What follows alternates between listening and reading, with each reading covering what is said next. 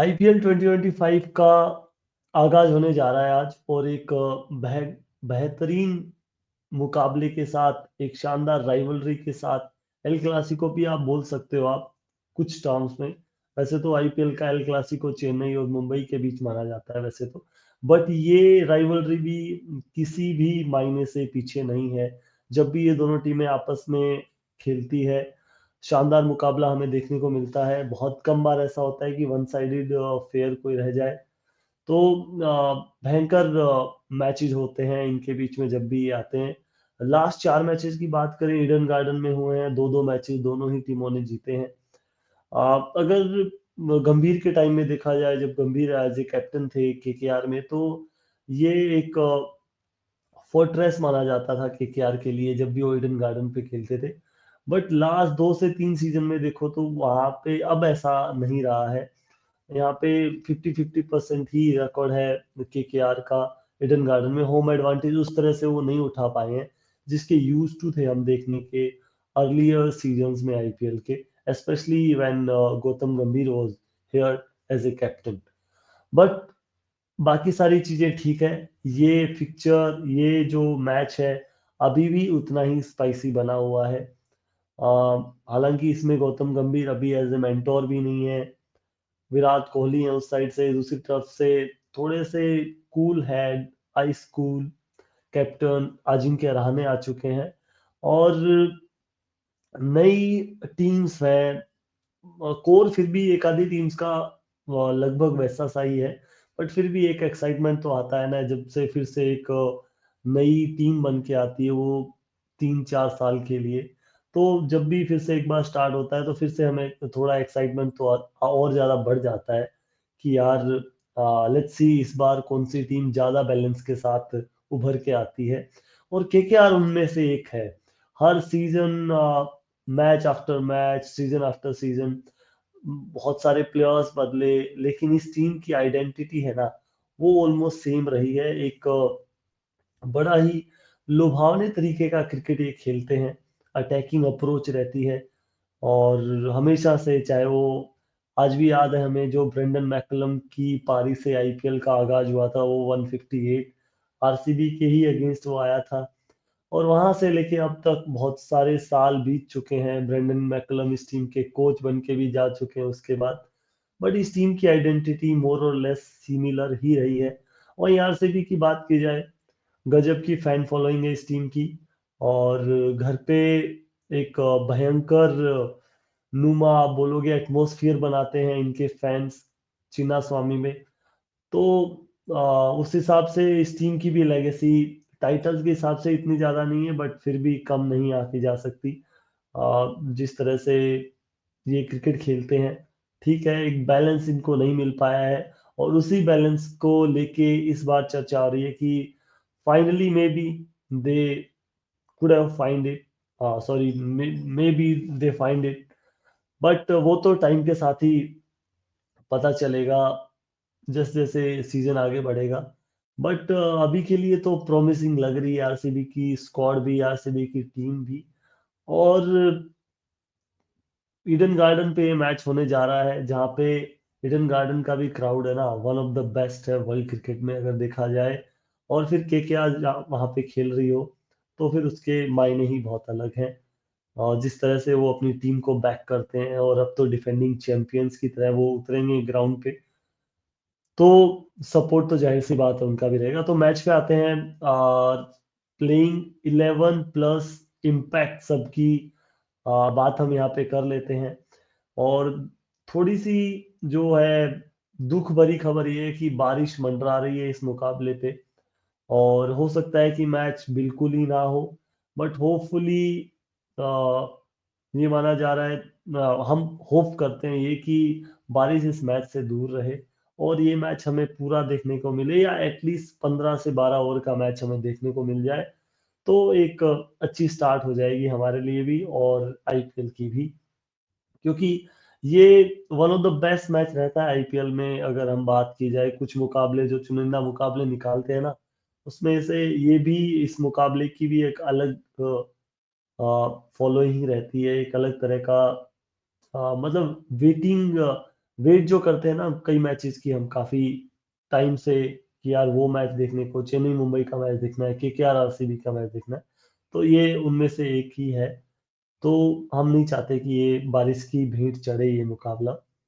तो let's hope कि ये मैच हो, पूरा ना हो तो एटलीस्ट 10 12 15 ओवर कुछ तो मैच हमें देखने को मिले।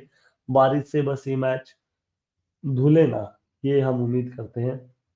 इस बार आरसीबी की, केकेआर की तो हमने बात कर ली थी, आरसीबी की अगर स्क्वाड की बात की जाए ना, तो इस बार बैलेंस साइड नजर आ रही है वो, क्योंकि बल्लेबाजी पे हमेशा फोकस करते थे और कहीं ना कहीं चिन्ना स्वामी पे इनके बॉलर्स की पिटाई बहुत होती थी, जो कि ग्राउंड भी छोटा है, पिच भी बहुत बार वो बैटर्स को सपोर्ट करती है, हेल्प करती है। तो उस हिसाब से वो अपनी गेंदबाजी को सुदृढ़ नहीं कर पाते थे।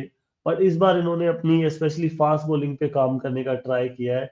बट अभी भी मुझे फील हो रहा है, बैलेंस की जब बात आती है ना, बैलेंस मींस कि आपके पास टॉप ऑर्डर बैटर होने चाहिए, मिडिल ऑर्डर बैटर होने चाहिए, अच्छे इंडियन प्लेयर्स होने चाहिए, अच्छे इंडियन डोमेस्टिक प्लेयर्स होने चाहिए आपके पास। नो डाउट वो ओवरसीज प्लेयर तो हमेशा से आरसीबी के पास अच्छे रहते ही हैं।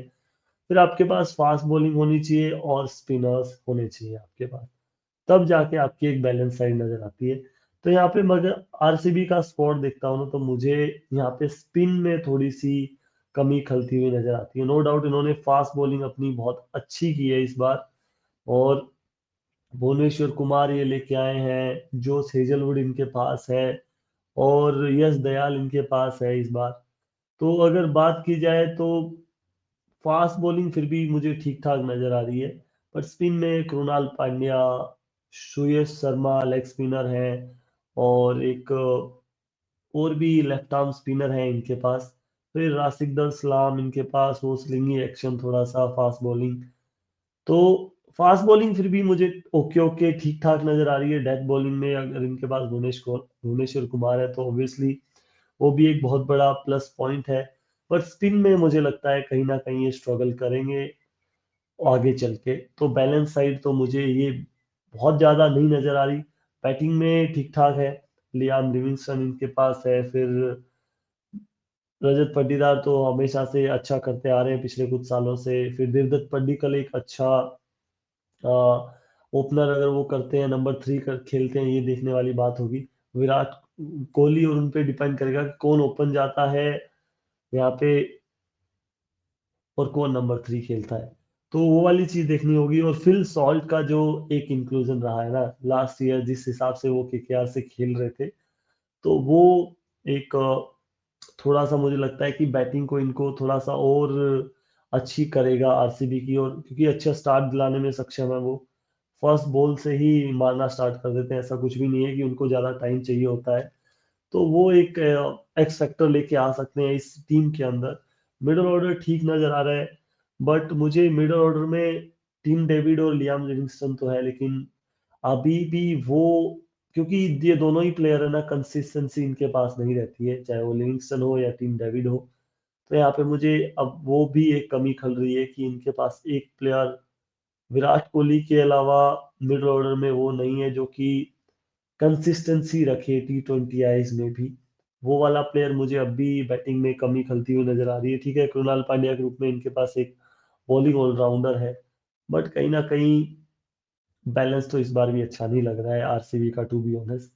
अगर प्लेइंग 11 की बात करें आरसीबी की, तो ओपन मुझे लग रहा है फिल सॉल्ट तो आएंगे ही, इनके साथ देवदत्त पड्डीकल मुझे लगता है होना चाहिए, और विराट को नंबर 3 खेलना चाहिए। मैं ये क्यों बोल रहा हूँ, क्योंकि इनके मिडल ऑर्डर को देखते हुए, क्योंकि वो एक एंकर रोल निभा सकते हैं इस टीम के लिए। हर मैच आपको 125 200 250 वाला नहीं देखने को मिलने वाला, 160 170 80 वाले मैचेस होंगे। तो उन मैचेस में फिर विराट की भूमिका और ज्यादा बढ़ जाती है। अगर आप ऊपर से विराट कोहली ऊपर आते हैं और ऊपर से उनका विकेट ले लिया ओपोनेंट ने, तो फिर आपकी टीम फंस जाएगी। वहां पे शायद अगर विराट कोहली नंबर 3 पे खेले, और पूरी टीम जो कि आप देखोगे अच्छे हिटर्स हैं इनके पास, रजत पाटीदार हो जाए, रिस्पॉन्सिबिलिटी के साथ खेलता है बंदा, लेकिन स्ट्राइक रेट बहुत अच्छी है, Liam Livingstone, team David, Jitesh Sharma, ये पूरी टीम विराट कोहली के इर्द गिर्द खेले तो बहुत अच्छा ये कर सकती है एज ए बैटिंग यूनिट। तो मैं चाहता हूँ पर्सनली विराट कोहली नंबर 3 खेले, फिर नंबर 4 आपके रजत पाटीदार, फिर open Devdutt Padikkal obviously Phil Salt के साथ। फिर आपके Liam Livingstone, Tim David, Jitesh Sharma, Bhuvneshwar Kumar, Jos Hazlewood और यश दयाल। ये हो गई आपकी फास्ट बॉलिंग। अब आपको इम्पैक्ट सब में ऑब्वियसली पहले अगर बैटिंग सपोज यही करते हैं, मान लीजिए आरसीबी की पहले बैटिंग है, हम इस तरह से टीम बनाएंगे कि दोनों टीम मान लीजिए पहले बैटिंग कर रही है, इस हिसाब से हम इम्पैक्ट सब दे रहे हैं अपना, क्योंकि वो वही होगा। तो वहां पे फिर मुझे लगता है आरसीबी, सुयश शर्मा क्योंकि थोड़ा बहुत खेले हुए हैं, केकेआर में भी थे, मुझे थोड़ा थोड़ा याद आ रहा है वो, तो वो एक लेग स्पिन का ऑप्शन देंगे। फिर आपके पास लियाम लिविंगस्टन का भी एक ऑप्शन है बॉलिंग में, और कृणाल पांड्या भी आपको ओवर्स देंगे स्पिन के। तो ये मुझे जो 12th जो इम्पैक्ट सब मुझे लग रहा है यहाँ पे सुयश शर्मा हो रहे हैं। यहाँ मुझे एक स्पिनर यहाँ पे और दिख रहे थे, एक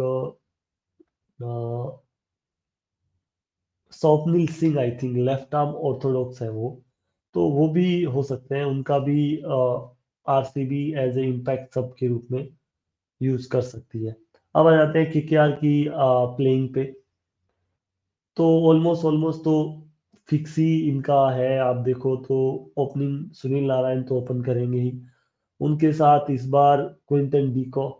फिल सॉल्ट गए तो इन्होंने एक अच्छा उनका ऑप्शन जो बैकअप मैं ये मानता हूँ वो लिया। गुरबाज उनके पास पहले से ही थे, उनके साथ फिर से गए हैं, और गुरबाज मुझे लगता है अब भी इस साल भी वो एज ए बैकअप ओपनर ही खेलेंगे। क्विंटन डिकॉक के साथ वो स्टार्ट करना चाहेंगे। फिर नंबर 3 मुझे लगता है रघुवंशी, नंबर 4 अजिंक्य रहाणे, नंबर 5 आपके वेंकटेश अय्यर, फिर नंबर 6 आपके पास आ जाते हैं Andre Russell, number 7 Rinku Singh, या इनको आप ऊपर नीचे कर सकते हो, नंबर 8 रमनदीप सिंह। तो ये बल्लेबाजी भी कुछ कम नजर नहीं आ रही है, सारे प्रॉपर बैटर हैं और इन फॉर्म बैटर्स हैं सारे ये। क्योंकि अजिंक्य रहाणे को भी आप देखो, स्मैक T20 में प्लेयर ऑफ द टूर्नामेंट थे, हाईएस्ट रन गेटर वो थे। उसके अलावा लास्ट ईयर आईपीएल की परफॉर्मेंसेस देख लीजिए, वहां पे भी शानदार इनका परफॉर्मेंस रहा था एज ए बैटर। तो मुझे नहीं लगता कि ये डिसीजन कहीं ना कहीं बैकफायर करेगा केकेआर को। बहुत अच्छा डिसीजन ये है इनके साथ कैप्टनसी देना अजिंक्य रहाणे को। तो वो मुझे लगता है कमाल भी करके दिखाएंगे इस टीम को। और जब बॉलिंग की बात आ जाती है ना, तो आपके ये जो 8 आपने ऊपर के लिए है ना, केकेआर की सबसे खासियत ही ये है कि जो 8 ये बल्लेबाज हैं, इनमें से ही आपको 10 से 12 ओवर तो इजी में से मिल जाते हैं। 12 ओवर यूं मान के चलिए आप, 4 ओवर नारायण के हो गए, 3 से 4 ओवर रसल के हो गए, एक दो ओवर रमनदीप सिंह भी डाल सकते हैं, आप वेंकटेश अय्यर के साथ भी जा सकते हो। तो ये वाली चीज जो है वो केकेआर का सबसे बड़ा प्लस पॉइंट है। अगर यहाँ पे बात करो आप उनकी टॉप 8 के जो बल्लेबाज हैं उनकी बॉलिंग करने की कैपेबिलिटी में। फिर आ जाते हैं आप जी, 3 बॉलर्स बचे प्लस एक इम्पैक्ट सब, जो वो भी ऑब्वियसली बॉलर ही होगा। यहाँ पे हर्षित राणा हो गए एक तो, एक हो गए वरुण चक्रवर्ती आपके, ये 8 ओवर फिर से हो गए आपके। अब बात आ जाती है एक आपका ओवरसीज प्लेयर का स्पॉट बचा हुआ है, उसमें आते हैं ओनरिक नोकिया और स्पेंसर जॉनसन।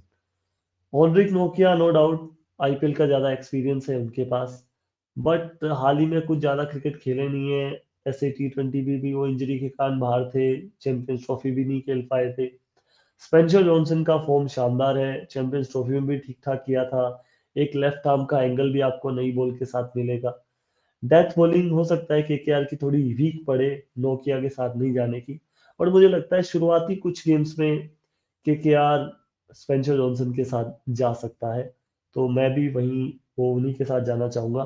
फिर आपके पास अगर इम्पैक्ट सबका ऑप्शन है तो मुझे लगता है वैभव अरोड़ा एक अच्छा ऑप्शन हो सकता है आपके पास पेस बॉलिंग में। और स्पिन का ऑप्शन अगर यहाँ पे चाहिए तो मैं देखना चाहता हूँ केकेआर के पास और कोई स्पिनर, एक तो मयंक मार्कंडे हैं, और अनुकूल रॉय के आप रूप में आपके पास एक ऑलराउंडर भी है। बट मुझे लगता है यहाँ पे वैभव अरोड़ा अगर पेस बॉलिंग की जरूरत पड़ेगी, अदरवाइज क्योंकि दो स्पिनर्स तो हैं ही इनके पास, अगर बहुत ही ज्यादा स्पिन कंडीशंस हुई तो मुझे लगता है मयंक मार्कंडे एक और एक्स्ट्रा लेग स्पिनर के रूप में उनके साथ भी केकेआर जा सकता है। बट ये ऑप्शन बहुत है केकेआर के पास बॉलिंग में, नो डाउट, क्योंकि जो टॉप के 8 9 बल्लेबाज हैं इनके, वो एक तो प्रॉपर बल्लेबाज है, उसके बाद आपको ओवर्स भी वो निकाल के दे सकते हैं, 9 से 10 ओवर। तो ये तो रही जी प्लेइंग 11 इम्पैक्ट, सब कुछ हो गया। अब आज के मैच में अगर मैं टीम ऑन पेपर देखूं ना, जस्ट ऑन पेपर मैं देखूं, तो मुझे लगता है केकेआर थोड़ा सा बैलेंस साइड नजर आ रहा है मुझे, क्योंकि स्पिन बॉलिंग में ही सब सारी चीजें गड़बड़ा रही है आरसीबी के लिए। वहीं पे केकेआर के पास दो धुरंधर स्पिनर्स हैं, नारायण और वरुण चक्रवर्ती।